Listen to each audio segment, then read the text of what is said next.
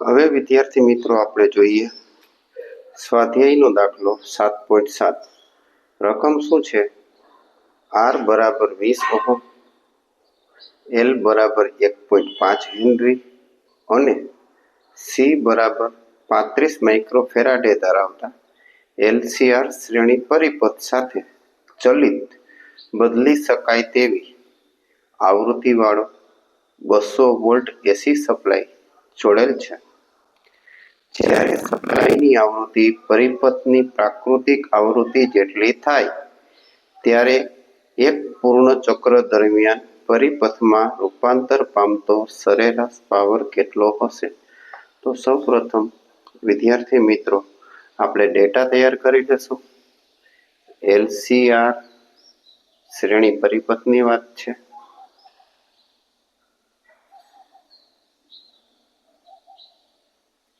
LCR શ્રેણી પરિપથમાં આપણને R આપેલું છે 20 ઓહમ, L આપેલું છે 1.5 હેનરી અને C આપેલું છે 35 માઇક્રોફેરાડે, જેને આપણે ફેરાડેમાં બદલશું 35 × 10⁻⁶ ફેરાડે. હવે એની સાથે 200 વોલ્ટ એસી સપ્લાય બદલી શકાય તેવી આવૃત્તિવાળો, એટલે એસી સપ્લાયના વોલ્ટેજ છે 200 વોલ્ટ. બદલી શકાય તેવી આવૃત્તિવાળો એસી સપ્લાય જોડેલો છે. તો હવે આપણે શું પૂછેલું છે? તો કે ભાઈ જ્યારે સપ્લાયની આવૃત્તિ પરિપથની પ્રાકૃતિક આવૃત્તિ જેટલી થાય ત્યારે એક પૂર્ણ ચક્ર દરમિયાન પરિપથમાં રૂપાંતર પામતો સરેરાશ પાવર કેટલો હશે? તો સૌપ્રથમ આપણે સૌ જાણીએ છીએ કે જ્યારે સપ્લાયની આવૃત્તિ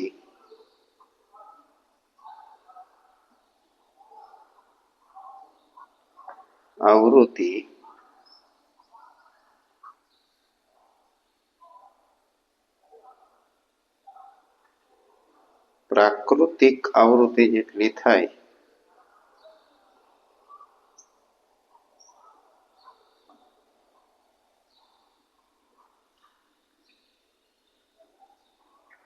ત્યારે અનુનાદની ઘટના ઉદ્ભવે.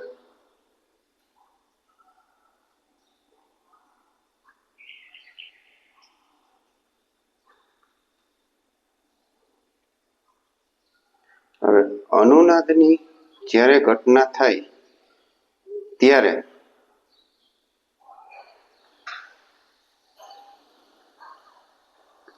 XC બરાબર XL થવાનું, એટલે કે કેપેસિટિવ રિએક્ટન્સ બરાબર ઇન્ડક્ટિવ રિએક્ટન્સ થવાનું, બરોબર છે.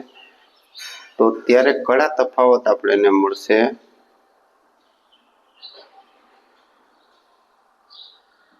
બરાબર 0. તો પરિપથમાં પૂર્ણ ચક્ર દરમિયાન રૂપાંતર પામતો પાવર કેટલો મળશે? P બરાબર I² Z cos phi.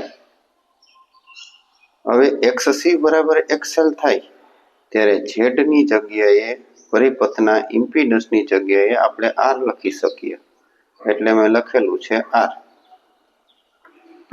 cos phi I²R cos phi, phi ની જગ્યાએ 0 મૂકીએ તો cos 0 ની વેલ્યુ આવી જશે 1, એટલે પાવરનું સૂત્ર થઈ જશે P બરાબર I²R. સૌપ્રથમ આપણે પ્રવાહ મેળવીએ. તો પ્રવાહ કઈ રીતે મળશે? તો I બરાબર આપણને મળશે LCR શ્રેણી પરિપથ છે. LCR શ્રેણી પરિપથ હોવાથી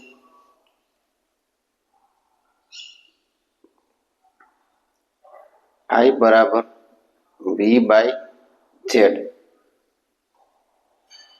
Z ની જગ્યાએ આપણે લખી શકીશું R, બરોબર. વોલ્ટેજ કેટલા આપેલા છે? 200 વોલ્ટ. જેની જગ્યાએ આર લખેલું છે એનું કારણ છે કે પરિપથનો ઇમ્પિડન્સ અવરોધક જેટલો થાય જ્યારે અનુનાદની ઘટના બને ત્યારે. 200 વોલ્ટ, આર છે 20 ઓહમ, તો આન્સર આવશે 20 × 200 એટલે કે 10 એમ્પિયર. તો અહીંયા આઈ ની જગ્યાએ 10 મૂકી દઈએ તો 10² અને આર શું મળશે 20. 10² 100 થયો ગુણ્યા 20 બરાબર આન્સર આવશે 2000 વોટ એટલે કે 2 કિલો વોટ. તો વિદ્યાર્થી મિત્રો આ આપણો જવાબ આવી ગયો કે જ્યારે સપ્લાયની આવૃત્તિ પરિપથની પ્રાકૃતિક આવૃત્તિ જેટલી થાય ત્યારે એક પૂર્ણ ચક્ર દરમિયાન પરિપથમાં રૂપાંતર પામતો સરેરાશ પાવર મળશે આપણને P બરાબર 2 કિલોવોટ.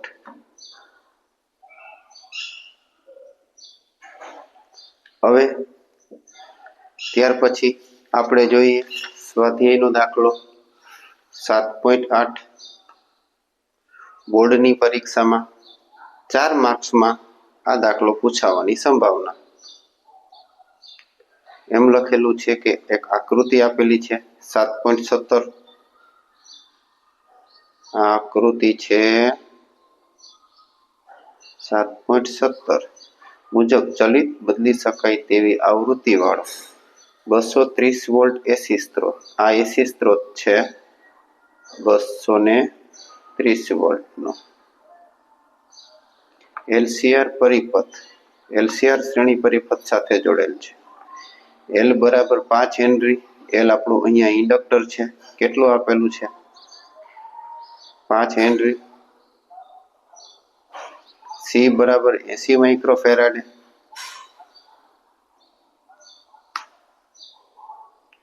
અને આર બરાબર આપણને આપેલું છે 40 ઓહમ. 80 માઇક્રોફેરાડે ને ફેરાડેમાં ફેરવીશ તો 80 × 10⁻6 ફેરાડે. આટલી વસ્તુ આપણને આપેલી છે. હવે આપણે મેળવવું છે શું એની ઉપર જરાક નજર મારવીએ કે ભાઈ પરિપથને અનુનાદની સ્થિતિમાં લાવવા માટે સ્ત્રોતની આવૃત્તિ નક્કી કરો. એટલે કે એ મેળવવું છે પરિપથને જ્યારે આપણે અનુનાદની સ્થિતિમાં લાવવો હોય ત્યારે સ્ત્રોતની આવૃત્તિ કેટલી થશે. તો એનો જવાબ મેળવીએ કે આપણે સૌ જાણીએ છીએ કે જ્યારે પરિપથને અનુનાદની સ્થિતિમાં લાવવું હોય ત્યારે સ્ત્રોતની આવૃત્તિ પ્રાકૃતિક આવૃત્તિ ω0 જેટલી થાય.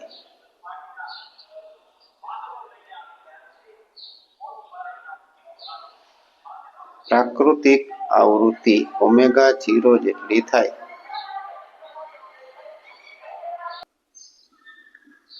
ω0 પ્રાકૃતિક આવૃત્તિ ω0 ઇઝ ઇક્વલ ટુ 1/√LC. હવે વિદ્યાર્થી મિત્રો આપણે એલ શું આપેલું છે તો 5 હેનરી આપેલું છે તો અહીંયા 5 મૂકીશ. સી કેટલું આપેલું છે 80 માઇક્રોફેરાડે એટલે કે 80 × 10⁻6. હવે આગળ વધીએ તો આ તમામનું આપણે સાદુરૂપ આપશું ને વિદ્યાર્થી મિત્રો તો 10⁻6 નું વર્ગમૂળ થશે 10⁻3. 10⁻3 ઉપર જશે એટલે 10⁻3 છેદમાં 8 × 5 = 40 એટલે કે 400. 400 નું વર્ગમૂળ થશે 20. આમનો જવાબ આવશે 1000/20 બરાબર 50 રેડિયન પ્રતિ સેકન્ડ. આ આપણને પ્રથમ જવાબ મળ્યો પરિપથની અનુનાદની સ્થિતિમાં લાવવા માટે સ્ત્રોતની આવૃત્તિ. હવે બીજો આપણે જવાબ મેળવીએ બી.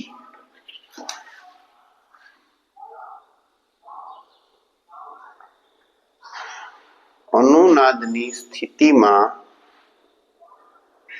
એટલે કે અનુનાદની આવૃત્તિ એ પરિપથનો ઇમ્પિડન્સ અને પ્રવાહનો કંપ વિસ્તાર. તો બી જવાબ મેળવવા માટે આપણે સૌ જાણીએ છીએ કે ભાઈ અનુનાદની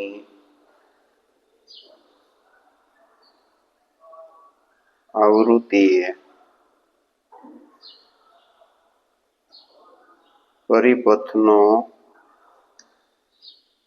ઇમ્પિડન્સ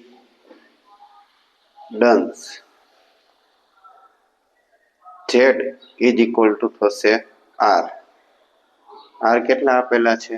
તો સર્કિટમાં જોઈએ, R આપણને 40 ઓહમ આપેલા છે. તો પરિપથનો ઇમ્પિડન્સ મળશે 40 ઓહમ. ત્યારબાદ બીજું શું માંગેલું છે કે પ્રવાહનો કંપ વિસ્તાર. તો પ્રવાહનો કંપ વિસ્તાર મેળવીએ.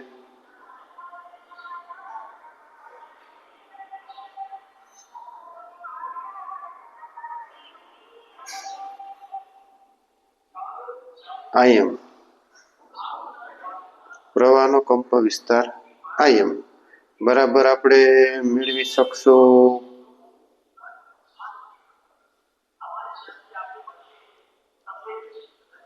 √2 V by R. એટલે પ્રવાહનો કંપ વિસ્તાર √2 V by R કેવી રીતે આવે આપણે જોઈએ કે આપણે સૌ જાણીએ છીએ કે ભાઈ Im is equal to Vm by Z. હવે અનુનાદની સ્થિતિએ Z બરાબર તો R થઈ, Vm બરાબર શું લખી શકીએ? √2 V. બરોબર. √2 V ની વેલ્યુ કેટલી છે? 230 વોલ્ટ. R કેટલું છે? 40 ઓહમ. √2 ની વેલ્યુ થશે 1.414. 230/40. વિદ્યાર્થી મિત્રો, આ તમામ તમે સાદુરૂપ આપશો તો તમને જવાબ મળશે 8.13 એમ્પિયર.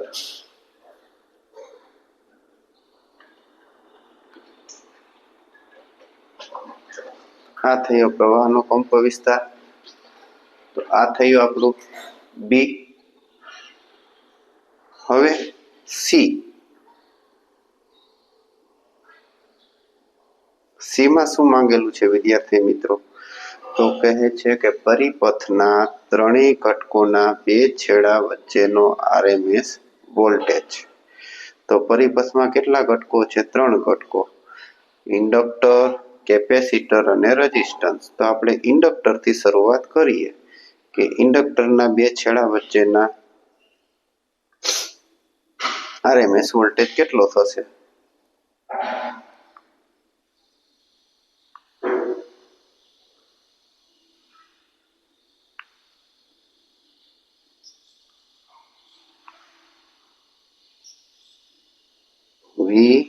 VRMS કઈ રીતે લખી શકશું? તો કે VRMS ની ફોર્મ્યુલા છે IRMS ડોટ ઇન્ડક્ટરની વાત છે એટલે અવરોધની જગ્યાએ આવશે inductive reactance IRMS dot XL. તો સૌપ્રથમ આપણે IRMS કેટલું થશે એ મેળવશું, કારણ કે આગળ જતા એની દરેક જગ્યાએ જરૂર પડશે. IRMS બરાબર Im બાય √2. Im આપણને કેટલું મળેલું છે? 8.13. √2 આવે 1.414. તો આપણે IRMS ગણતરી કરીએ કે 8.13 છેદમાં 1.414. બરોબર. આ રહ્યું કેલ્ક્યુલેટર. જોઈએ 8.13 ભાગ્યા 1.414 ઇઝ ઇક્વલ ટુ આપણને મળશે 5.74. 5.7. ફરીથી 8.13 ભાગ્યા 0.414 5.74 એટલે કે 5.74 9 આવે છે એટલે આપણે લખી શકશું 5.75 એમ્પિયર. એક્સેલ તો એક્સેલ બરાબર ઓમેગા એલ, બરોબર. તો એક્સેલ ની વેલ્યુ પણ મેળવી લઈએ. ઇન્ડક્ટિવ રિએક્ટન્સ ઓમેગા એલ, અનુનાદની સ્થિતિએ ઓમેગા 0 એલ, રેડિયન એલ કેટલા છે 5 હેનરી. તો જવાબ મળશે 250 એકમ આવશે ઓહમ. આ બંનેનો ગુણાકાર કરીએ 5.75 ગુણ્યા 250. વિદ્યાર્થી મિત્રો જવાબ આવશે નિયર અબાઉટ 1437 વોલ્ટ. 5.75 ગુણ્યા 250 જવાબ આવશે 1437.5 એટલે આપણે લખેલું છે 1437 વોલ્ટ. ત્યારબાદ ઇન્ડક્ટર પછી કેપેસિટર આવે છે. તો કેપેસિટરના બે છેડા વચ્ચેનો વીઆરએમએસ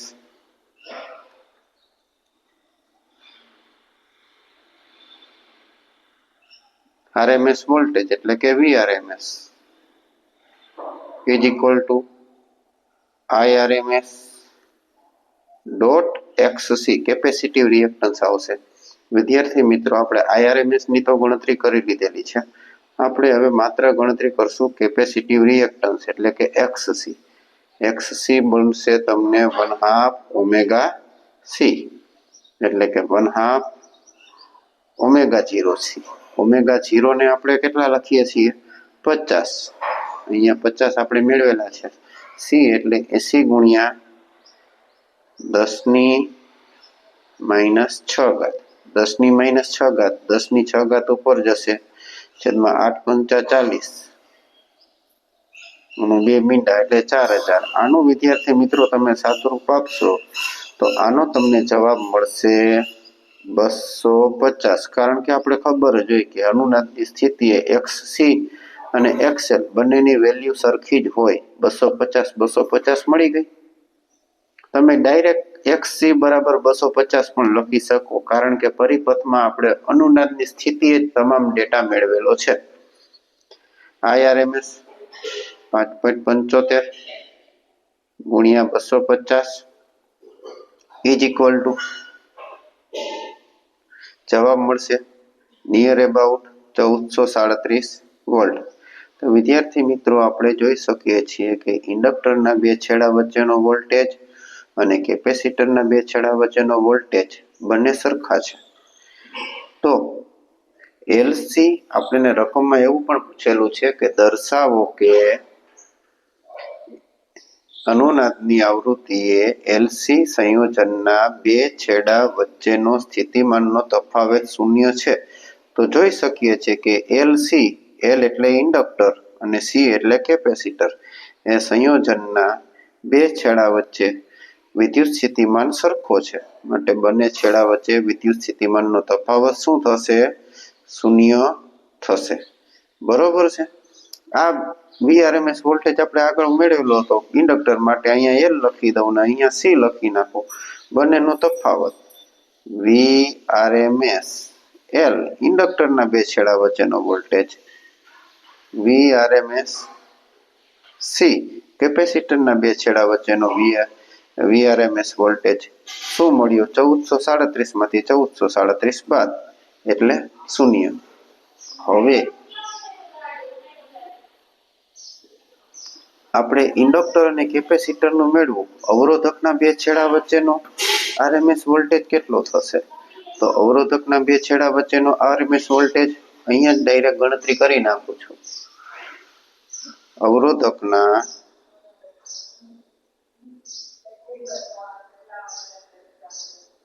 બે છેડા વચ્ચે વી RMS વોલ્ટેજ કેટલો થશે? તો કે VRMS વોલ્ટેજ એટલે કે IRMS બાય R. IRMS ની વેલ્યુ કેટલી છે? આપણે મેળવેલી છે 5.75 છેદમાં R કેટલો છે 40 ઓહમ. તો 5.75 ભાગ્યા 40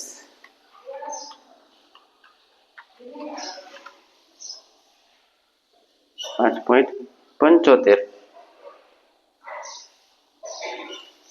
સોરી મારી ભૂલ થઈ છે વિદ્યાર્થી મિત્રો. V બરાબર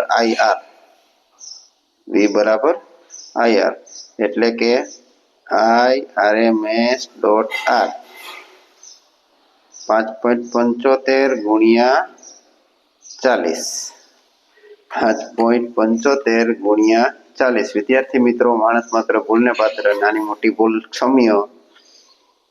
જવાબ આવશે 230 ઓહમ વોલ્ટેજ. આભાર. તો વિદ્યાર્થી મિત્રો, તો આ આપણે આ સ્વાધ્યાયનો લાસ્ટ દાખલો કેલ્ક્યુલેશન કરી અને મેં તમને દર્શાવેલો છે. જો વિદ્યાર્થી મિત્રો મારો વિડીયો તમને સારો લાગે તો જરૂરિયાતમંદ વિદ્યાર્થી સુધી શેર કરજો, મારી યુટ્યુબ ચેનલને લાઈક કરજો અને સબસ્ક્રાઈબ કરજો. Thank you.